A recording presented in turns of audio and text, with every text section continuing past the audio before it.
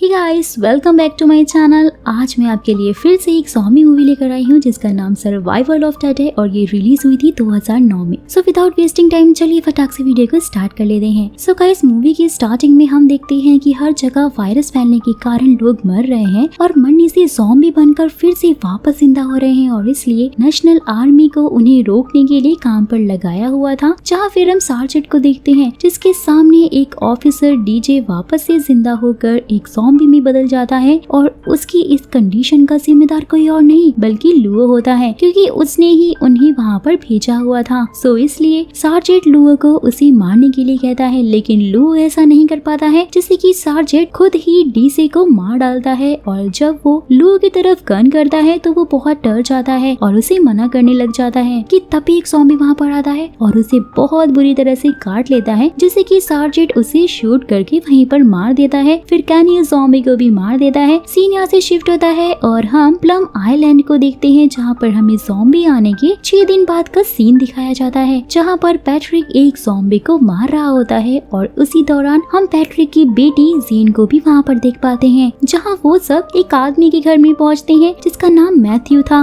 और वो उनसे उनके बच्चों के बारे में पूछता है तो वो बताता है कि वो ऊपर है। और वहीं इसी दौरान गाइस ये पता चलता है कि उनके दोनों बच्चे एक्सीडेंट में मारे गए थे और इस वजह से पैट्रिक उन्हें देखने के लिए कहता है, लेकिन मैथ्यू की वाइफ उन्हें रोकने की कोशिश करती है, जिससे कि पैट्रिक के आदमी उसे गन से शूट करके मार देते हैं। जहां इस दौरान जेन उन्हें रोकने की कोशिश करती है लेकिन वो नाकामयाब हो जाती है। फिर जब वो लोग ऊपर पहुंचते हैं तो वो दोनों बच्चे एक ज़ॉम्बी में बदल चुके थे, तो पैट्रिक उन्हें शूट करने की कोशिश करता है, लेकिन उन बच्चों का मासूम चेहरा देखकर उन्हें नहीं मार पाता है, तो इसलिए वो किसी और से उन्हें मारने के लिए कहता है। तो जेनेट कहती है कि तुम्हारी मदद कोई नहीं करेगा, तो वो खुद ही उन्हें मारने वाला होता है, लेकिन तभी वहाँ पर सीमस और उसकी आदमी पहुँच जाते हैं जो कि उसे रोक लेते हैं। और यहाँ पर गाइस ये पता चलता है कि इस आइलैंड पे सिर्फ 2 फैमिली रहती हैं, जहाँ एक ऑफियंस की फैमिली जिसका लीडर पैट्रिक है और दूसरी मेडोन्स की फैमिली जिसका लीडर सीमस है। और सीमस का ऐसा मानना है कि इस वायरस का कभी न कभी कोई न कोई तोड़ तो बन ही जाएगा, सो इसलिए वो ज़ॉम्बी बने लोगों को मारने के खिलाफ था। फिर जिसके पास सीमस पैट्रिक और उसके कुछ साथी जो कि उसके साथ जाना चाहते थे उन्हें उस आइलैंड से बाहर भेज देता है। और फिर हमें 3 हफ्ते बाद का सीन दिखाया जाता है, जहाँ पर नेशनल गार्ड जंगलों में घूम रहे होते हैं कि तभी हम कुछ लोगों को देखते हैं जो कि वहाँ पर ड्रिंक कर रहे होते हैं, जिन पर वो अटैक कर देते हैं कि तभी उन लोगों को कुछ आवाजें सुनाई देती हैं। और जैसे ही सार्जेंट चेक करता है तो वो देखता है कि उन लोगों ने ज़ॉम्बी का सर काट कर वहाँ पर लटकाया हुआ था। तो सार्जेंट एक एक करके उन सभी ज़ॉम्बीज़ को मार डालता है और वो उन लोगों को ऐसा करने का कारण पूछता है, तो वो कहते हैं कि ये ज़ॉम्बी हमारे पीछे आए थे, सो इसलिए हमने ऐसा किया था। कि तभी उसी समय उनमें से एक सार्जेंट को शूट करने की कोशिश करता है, जिससे कि सार्जेंट और उसके साथ ही उन लोगों को मार देते हैं। कि तभी सार्जेंट को एक लड़का वहाँ पर दिखाई पड़ता है जो कि निहत्था था, यानी कि उसके पास कोई भी हथियार नहीं था। फिर कैनी उस लड़के को चेक करता है और उसे भी अपने साथ चलने के लिए कहता है और फिर वो लोग किसी आइलैंड पे जाने का प्लान करते हैं। तो वो लड़का उन्हें पैट्रिक की वीडियो दिखाता है जो कि एक आइलैंड पे होता है और लोगों को वहाँ आने के लिए इनवाइट कर रहा होता है। लेकिन ये बात काफी अजीब थी, क्योंकि इस तरह के माहौल में भला कोई किसी को सेफ जगह पर इनवाइट क्यों ही करेगा। लेकिन फिर वो लोग वहाँ जाने का फैसला कर लेते हैं, क्योंकि उनके पास तो कोई और ऑप्शन ही नहीं था। जिसके बाद सार्जेंट और उसके बाकी के साथी भी उस आइलैंड पे पहुँच जाते हैं, तो उन्हें वहाँ पर चारों तरफ बहुत ही शांति दिखाई देती है, जिससे कि वो काफी ज्यादा हैरान होते हैं। और जब वो लोग पैट्रिक से बात करने की कोशिश करते हैं तो उसमें प्लम आइलैंड के बारे में पूछते हैं, तो वो बताता है कि तुम लोग मोटर बोट की मदद से वहाँ तक पहुँच सकते हो, जहाँ पैट्रिक मोटर बोट के बदले उन लोगों के पास मौजूद सारा सामान उनसे मांगता है। और वहीं उसी वक्त वो देखता है कि उन लोगों को चारों तरफ से ज़ॉम्बीज़ ने घेर रखा है। फिर जब वो लोग वापस चलने के लिए तैयार होते हैं तो उन्हें पता चलता है कि पैट्रिक ने वहाँ पर चारों तरफ माइल्स बिछाई हुई है और इसलिए वो वापस नहीं जा सकते। फिर जहाँ उसके बाद उनका ड्राइवर सिक को गाड़ी को नदी तक लेकर जाता है और उसमें कूद जाता है, जिससे कि वो फेरी बोट तक पहुँच सके। और पैट्रिक और उसके आदमी उसे शूट करने लग जाते हैं, तो सार्जेंट और उसके साथी भी उन्हें रोकने की कोशिश करते हैं। जहाँ इसी दौरान नदी में मौजूद ज़ॉम्बी सिक को पकड़ने की कोशिश करने लगता है, जिससे कि वो एक ज़ॉम्बी की उंगली काट लेता है और उनसे बचकर किसी तरह से फेरी बोट तक आखिर पहुंच ही जाता है। जहाँ उसे एक ज़ॉम्बी दिखाई पड़ता है जो कि उसकी तरफ बढ़ ही रहा होता है, लेकिन उसे वो बहुत ही बुरी तरीके से मार देता है। कि तभी वहाँ पर टॉम बॉय आ जाती है, जहाँ वो दोनों मिलकर फेरी बोट को स्टार्ट कर लेते हैं। और इधर सार्जेंट उस लड़के की मदद से ट्रक के ऊपर चढ़ जाता है। पैट्रिक और उसके साथियों के घर पर बम फेंक कर उन्हें उड़ा देता है, जिससे कि दरवाजा खोलने की वजह से सारे ज़ॉम्बी उनकी तरफ बढ़ने लग जाते हैं और पैट्रिक के सभी साथियों को एक एक करके बहुत ही बुरी तरह से काट लेते हैं। जिसके बाद पैट्रिक वहाँ पर रखा हुआ डायनामाइट लेकर उस घर के बाहर निकल आता है और एक ज़ॉम्बी के हाथ में डायनामाइट जलाकर पकड़ा देता है और वहाँ से भाग जाता है, जिससे कि वहाँ मौजूद सारे ज़ॉम्बी धमाके में मारे जाते हैं। वहीं दूसरी तरफ सार्जेंट भी गाड़ी लेकर फेरी बोट में पहुँच जाता है, जिसके बाद पैट्रिक भी उसी बोट पर पहुँच जाता है और टॉम बॉय की मदद से बोट पर चढ़ जाता है। जहाँ पहले तो सार्जेंट उसे ले जाने के लिए तैयार नहीं होता है, लेकिन उससे बात करने के बाद वो उसे अपने साथ में ले जाने के लिए रेडी हो जाता है। फिर पैट्रिक सार्जेंट को बताता है कि आइलैंड पर पानी कम होने की वजह से हम वहाँ तक फेरी बोट से नहीं पहुँच सकते हैं, तो इसलिए हमें बोट से ही जाना पड़ेगा। फिर जब सार्जेंट वहाँ ले जाने के लिए जरूरी सामान निकाल रहा होता है कि तभी एक ज़ॉम्बी उस पर हमला करने की कोशिश करता है, तो वो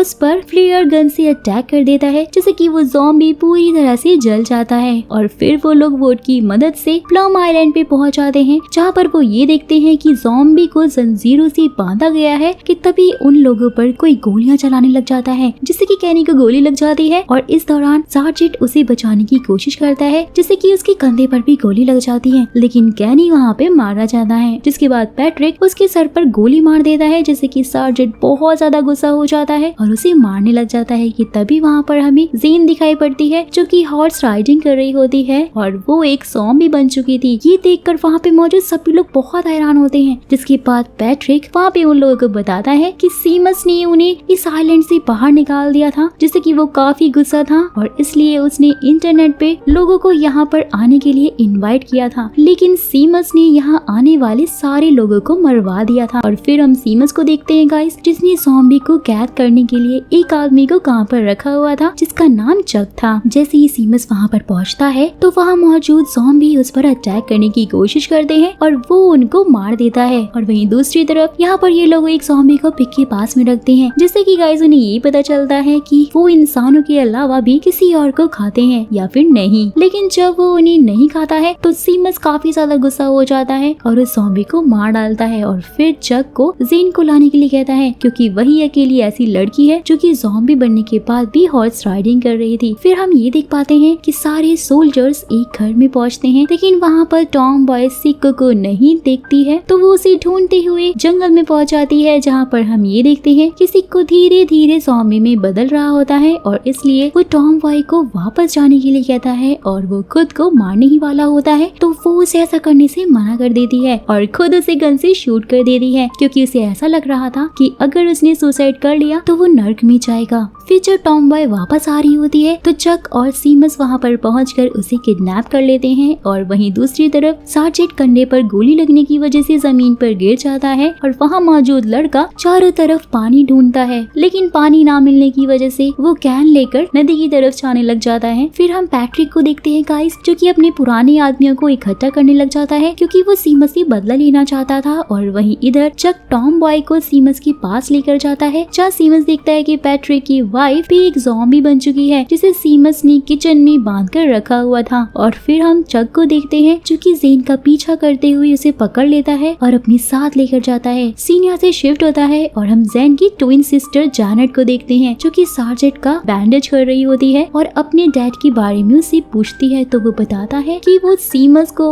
मारने के लिए गया हुआ है। और फिर वो लड़के से सिक्को और टॉम बॉय के बारे में पूछती है, लेकिन उसे कुछ भी पता नहीं था कि तभी वहाँ पर पैट्रिक और उसके आदमी आ जाते हैं और वो उसे बताते हैं कि टॉम बॉय को सीमस ने किडनैप कर लिया है। जिसके बाद वो उसे बचाने के लिए सीमस के घर की तरफ निकल पड़ते हैं, तो रास्ते में जैनेट पैट्रिक को रोकने की कोशिश करती है और अपने डैड पर काफी ज्यादा गुस्सा करने लग जाती है और ये कहती है कि मैंने तुम्हारे लिए सब कुछ किया, लेकिन फिर भी तुम सबसे ज्यादा जेन को ही प्यार करते थे। तो पैट्रिक उसे समझाता है कि हाँ, मैं जेन को ज्यादा प्यार करता था, लेकिन मैं उतना ही प्यार तुमसे भी करता हूँ या फिर उससे ज्यादा ही करता हूँ, क्योंकि तुम बिल्कुल मेरी तरह हो आओ। फिर वो उसे घर जाने के लिए कहता है और जैसे ही वो लोग आगे बढ़ते हैं और पुल तक पहुंचते हैं तो वहाँ पर उसे सीमस की आवाज सुनाई देती है जो कि उन्हें अपनी गन्स रखने के लिए कह रहा होता है कि इसी दौरान सार्जेंट उस लड़के को वापस लौट जाने के लिए कहता है जिससे कि वो अपनी बाकी की जिंदगी जी सके। जिसके बाद वो देखते हैं कि सीमस ने टॉम बॉय को बांध कर रखा हुआ है और उसे इन्फेक्टेड करने की धमकी देते हैं जिससे कि वो सब अपनी गन रखकर सीमस के साथ उनके फार्म हाउस तक पहुंच जाते हैं जहाँ पर उसने जेन को उसके घोड़े के साथ में रखा हुआ था। और वो पैट्रिक से ये कहते हैं कि अगर जेन ने उस घोड़े को काटा तो मैं सही साबित हो जाऊंगा और फिर तुम्हें यहाँ से हमेशा के लिए जाना होगा, नहीं तो अगर उसने ऐसा नहीं किया तो तुम यहाँ पर रह सकते हो। क्योंकि गाइस इस बात से ये साबित हो जाएगा कि ज़ॉम्बी इंसानों के अलावा जानवर को भी खा सकते हैं। कि तभी वहाँ पर जेनेट वापस आ जाती है जो कि सबको गन लाकर वापस पकड़ा देती है और ये कहती है कि अब लोगों के पास गन है तो जो पहले जिसे मार देगा वही जिंदा वापस बचकर जा पाएगा। लेकिन सीमस ऐसा नहीं चाहता था तो वो पैट्रिक को जाने देगा, लेकिन पैट्रिक इसके लिए साफ इनकार कर देता है और ये कहता है कि मैं यहाँ पर सीमस को मारने आया हूँ। जिसके बाद जब पैट्रिक की तरफ जाने लग जाता है तो सीमस उसे रोकने की कोशिश करता है लेकिन वो नहीं रुकता है तो वो उसे गोली मार देता है। और इधर जेनेट जेन की तरफ देखती है तो उसे लगता है कि वो जेन को याद है, लेकिन जब उसके पास पहुंचती है तो जेन उसके हाथों को काट लेती है जिससे कि वो गुस्सा हो जाती है और उसे शूट करने की कोशिश करती है। लेकिन वहाँ पे मौजूद जेन का घोड़ा उस पर अटैक करके गन को गिरा देता है। जिसके बाद पैट्रिक सीमस को शूट करने की कोशिश करता है जिससे कि दोनों लोगों की टीम के बीच में लड़ाई हो जाती है और वो एक दूसरे पर गोलियां बरसाने लग जाते हैं। और इसी समय चक ज़ॉम्बीज़ का डोर को ओपन कर देता है जिससे कि वो सब के सब उनकी तरफ बढ़ने लग जाते हैं और वो सीमस की तरफ दौड़ता है जिससे कि ज़ॉम्बी उसे इन्फेक्टेड कर देते हैं। लेकिन सीमस उसे शूट करके वहीं पे गिरा देता है जिससे कि ज़ॉम्बी उसे बुरी तरह से नोच कर खा जाते हैं। और वहीं दूसरी तरफ वहाँ पर मौजूद सभी आदमी एक एक करके इन्फेक्टेड होते जा रहे थे और ज़ॉम्बी उन्हें बहुत बुरी तरीके से मार रहे थे। जहाँ इसी दौरान वो ज़ॉम्बी को रोकने की कोशिश करते हैं लेकिन वो लोग पूरी तरह से नाकामयाब हो जाते हैं। और फिर हम सीमस और पैट्रिक को देखते हैं जिनके पास अब सिर्फ एक ही गोलियां ही बची हुई थी तो वो एक दूसरे को मारने ही वाले होते हैं। लेकिन जेनेट उन्हें समझाने की कोशिश करती है तो पैट्रिक सीमस से समझौता करने के लिए रेडी हो जाता है और उसे अपनी बेटी के साथ वक्त गुजारने के लिए थोड़ा सा टाइम दे देता है। लेकिन उसी समय वो उसे शूट कर देता है जिससे कि पैट्रिक भी उसे शूट कर देता है। और फिर हम देखते हैं कि वहाँ पर चारों तरफ सिर्फ लाशें ही लाशें दिखाई दे रही थी कि तभी जेनेट देखती है कि जेन उस घोड़े का मांस खा रही है। तो जेनेट ये बात बताने के लिए सार्जेंट के पास पहुँचती है लेकिन पैट्रिक जो कि अभी भी जिंदा होता है वो भी उसके पीछे पीछे पहुंच जाता है। और इससे पहले कि जेनेट सार्जेंट को इस बारे में बता पाती पैट्रिक उसे गोली मार देता है क्योंकि ज़ॉम्बी कोई भी हो उसे कोई फर्क नहीं पड़ता। जिसके बाद सार्जेंट अपनी बाकी साथियों के साथ में वहाँ से निकल जाता है। और इधर हम ये देख पाते हैं गाइस कि सारे ज़ॉम्बी उस घोड़े के मांस को नोच कर बहुत ही बुरी तरह से खा रहे थे जिससे कि ये बात फाइनली साबित हो गई थी कि ज़ॉम्बी जानवरों को भी खाकर भी जिंदा रह सकते हैं। फिर हमें पता चलता है कि पैट्रिक और सीमस भी ज़ॉम्बी बन गए हैं लेकिन अब भी वो एक दूसरे को मारने की कोशिश कर रहे होते हैं। और इसी के साथ गाइस इस मूवी का द एंड हो जाता है। आई होप कि आपको ये ज़ॉम्बी मूवी पसंद आई होगी। तो नेक्स्ट में कौन सी ज़ॉम्बी मूवी एक्सप्लेन करूँ प्लीज मुझे कमेंट बॉक्स में कमेंट करके जरूर बताइएगा। और साथ ही अगर आप मेरे चैनल पे नए हैं और ऐसे ही इंटरेस्टिंग अमेजिंग ज़ॉम्बी मूवीज का लुत्फ उठाना चाहते हैं तो फटाक से चैनल को सब्सक्राइब कर दीजिएगा। तो फिर मुलाकात होगी आपसे एक ऐसी ही इंटरेस्टिंग वीडियो के साथ।